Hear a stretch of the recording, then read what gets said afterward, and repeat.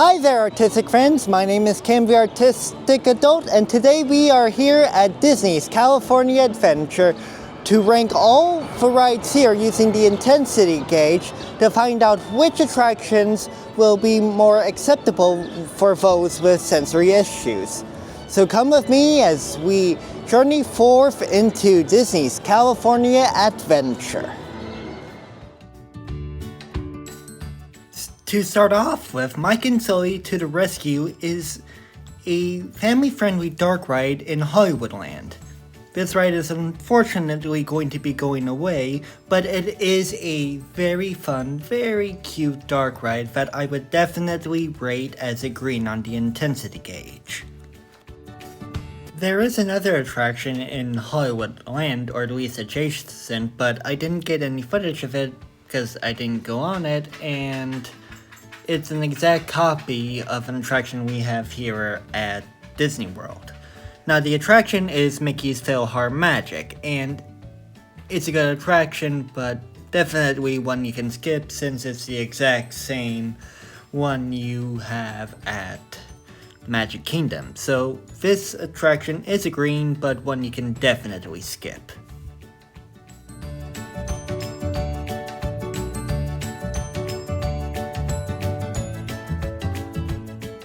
Moving on towards Avengers Campus, themed to the Marvel Cinematic Universe, we head towards our next attraction, Guardians of the Galaxy Mission Breakout.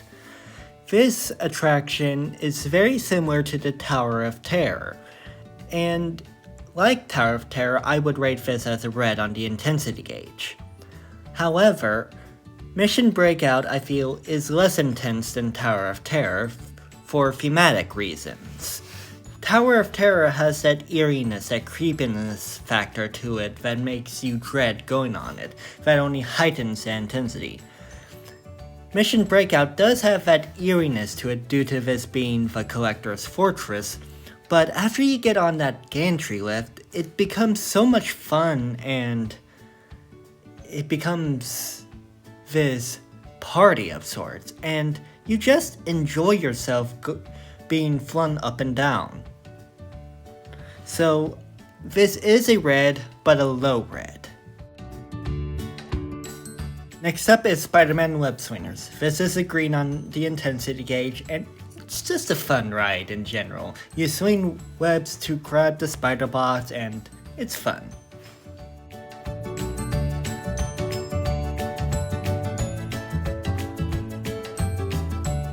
So we're heading down Route 66 all the way to Radiator Springs.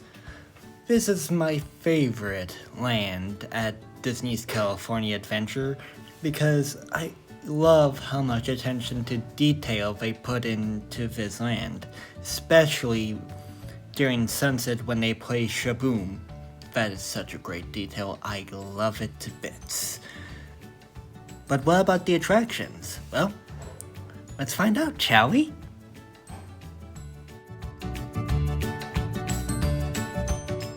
Radiator Springs Racers is the flagship attraction for Cars Land.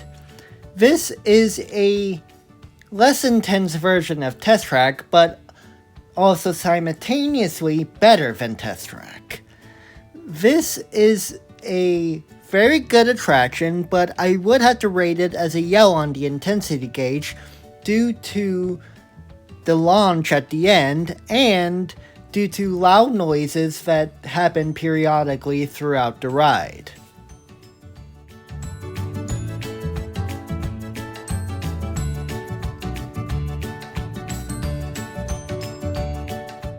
Next up is Luigi's Rollickin' Roadsters, where you get to join in Luigi's family reunion in a joyful little dance.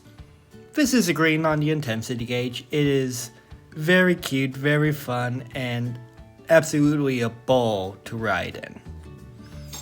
This is one of my favorite attractions at Disney's California Adventure, and it's just fun. So much fun.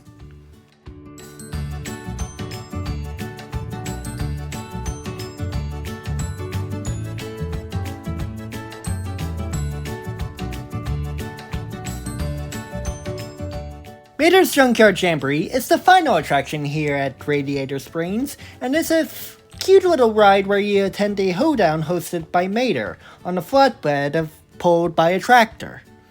This ride rates as a green on the intensity gauge as it is not that intense, but it does jostle you around a fair bit.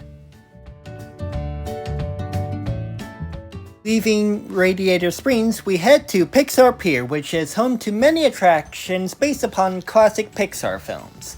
This area hosts a multitude of attractions, however, at least 2 of them are green on the intensity gauge, those being the Emotional Whirlwind and Jesse's Critter Carousel. The others are a little more harder to rank. The Incredicoaster is most definitely a red on the intensity gauge. This is a very high-paced, very fast roller coaster. It will launch you right at the beginning and it will not stop the momentum from there. So even though it's themed to the Incredibles, it is still a very high-paced, high-intense roller coaster.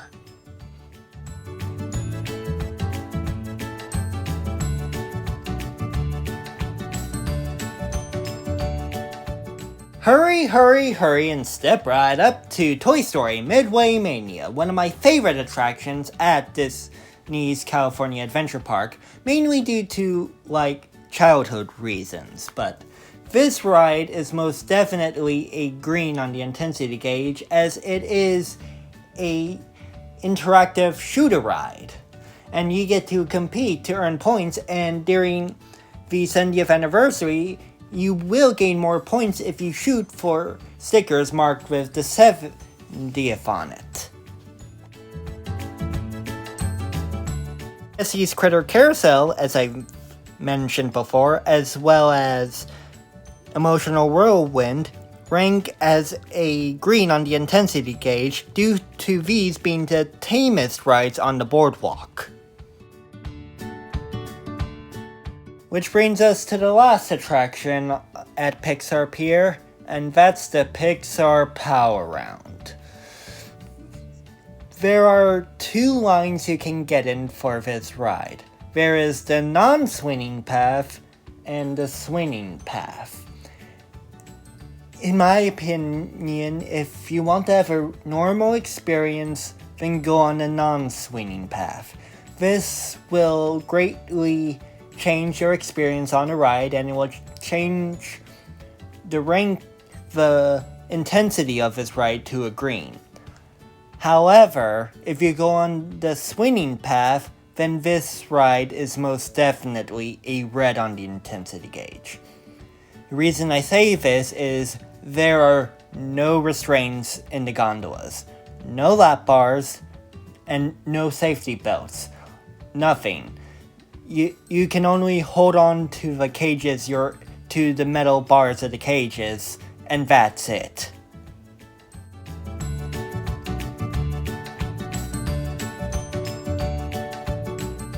Heading towards Paradise Gardens, our next attraction is Voyage of the Little Mermaid. This ride is a carbon copy of the one at Magic Kingdom, and so this one is definitely a green on the intensity gauge. I will have to say, for the Magic Kingdom version, is better because of the queue. This one is okay. The queue for this is okay, but I much prefer the Magic Kingdom version, even though both rides are carbon copies of one another.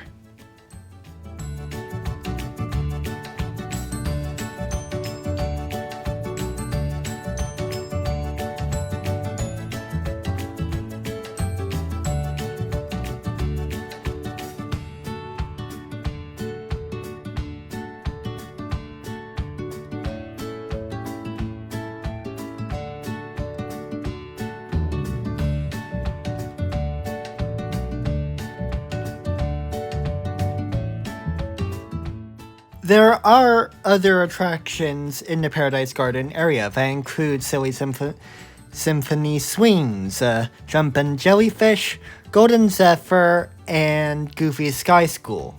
With the exception of Goofy Sky School, they all rank as green on the intensity gauge. Goofy Sky School, on the other hand, ranks as a red, mainly because of how much it feels like you're about to be catapulted out of your cart.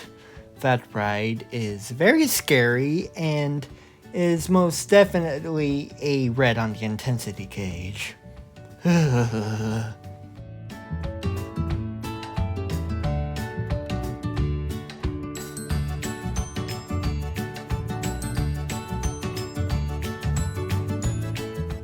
Our final stop for today is Grizzly Peak, which has two attractions, Soarin' Around the World and Grizzly River Run.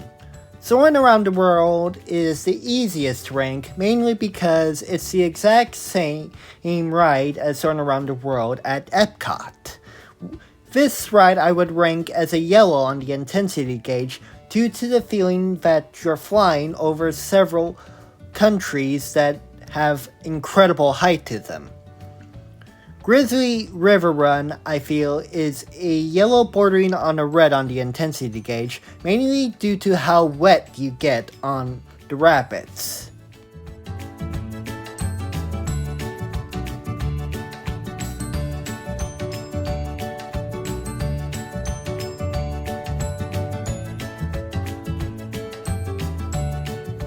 I didn't cover San Fransokyo in this video today, mainly because there are no attractions here in this land. Although the walkthrough bakery experience is a great quiet place to get away from the hordes of people that descend upon this park on a daily basis.